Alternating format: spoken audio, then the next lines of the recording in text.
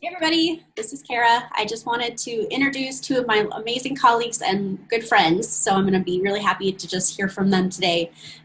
They are part of the reason that Perfectioner now has a Spanish version of the book. So this book is a passion project. It's a lot of vulnerability for me. Both of them have read it and were super supportive of me saying, let's have a Spanish version. So they are on here to tell you more as to why that's important and just tell you what they like. So hopefully this isn't too awkward because I'm sitting right here with them. But let's see what happens. I just want to congratulate you because now you are crossing language barriers.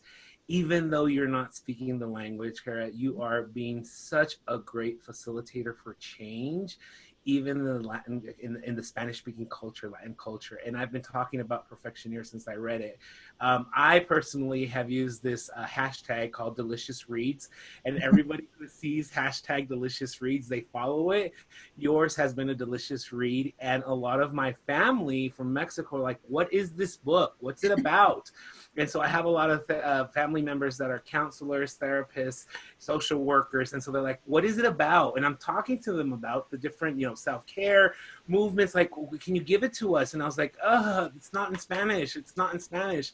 And so a lot of my family members like, can you get it in Spanish? And then I asked Kara, would you be open to translating it? And she looked into it, and so they're super excited, and I'm excited for you as well, because now it's going to be a great resource for the Spanish speaking community as well, therapists, caseworkers, to be able to, and I think even further, all entrepreneurs, to be looking at, what are some of the things I need to look within myself to be able to, longevity, to maintain in the field and take care of myself, my loved ones, and be able to separate the professional from the profession as well.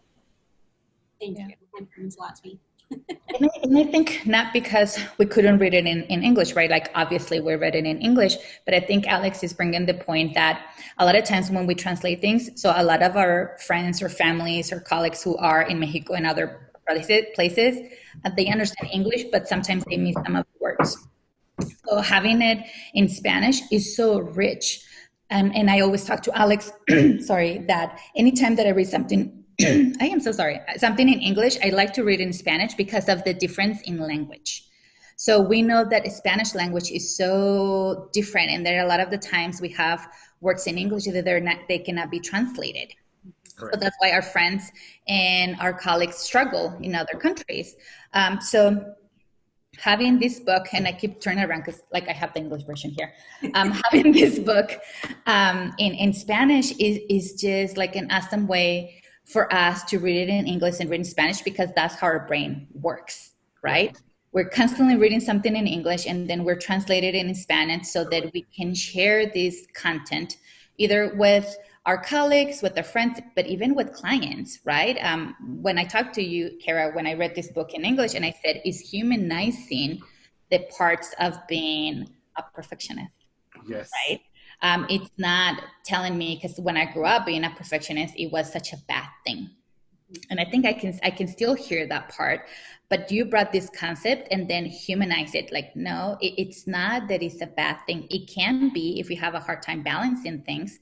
However, you humanize the whole concept of it. And for me, that was the rich, like I want more of it, That's awesome. right? Just made my heart happy because this was an exercise in vulnerability to say, like, I think there's a stubborn part of me that, again, wants to hear, like, perfectionist is not always a bad thing. I think I'm glad that came across the way it did, because I think in entrepreneur and perfectionist, they don't usually go together, right? We've had that as like a mentality for decades now.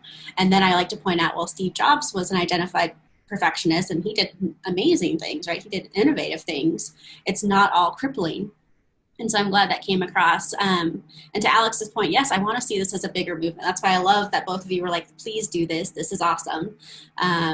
Because I don't see it as just being relevant to mental health therapists, which I know the three of us are. Like, I feel like it is going to expand beyond that to the entrepreneurs I'm trying to seek out, the workaholics, the startup founders, the people who work 24/7 and are burning the candle at both ends. And I think we all have our own lived experience with some of that, being professional helpers.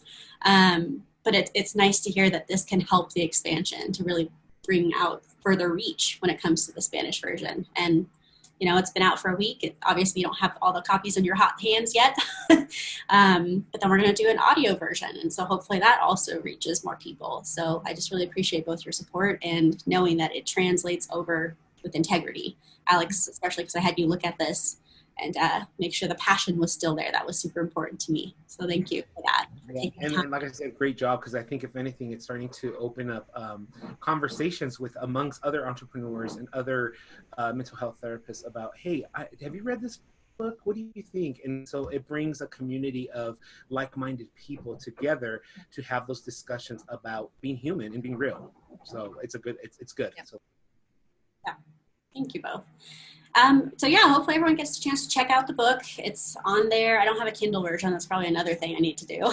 But I just really appreciate you both and the fact that you're helping me spread this out there, letting people know. I do really kick myself for not taking Spanish in high school and college, because this would have been so much easier to be more connected to the community. But with your help, it's still possible. So I really appreciate you both. Thank you for sharing your thoughts, and I hope everyone else can get a chance to check it out.